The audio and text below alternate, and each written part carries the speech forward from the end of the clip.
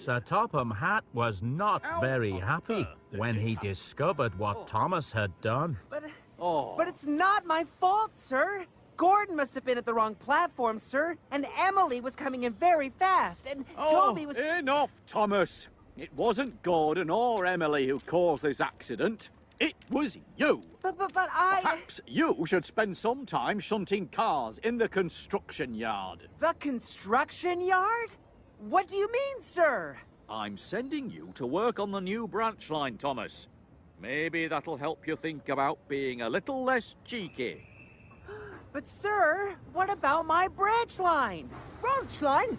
I think that's where I'm meant to be working. Ah, Ryan, my new tank engine. You're here. New tank engine? But... Come on, Ryan. Let's get started.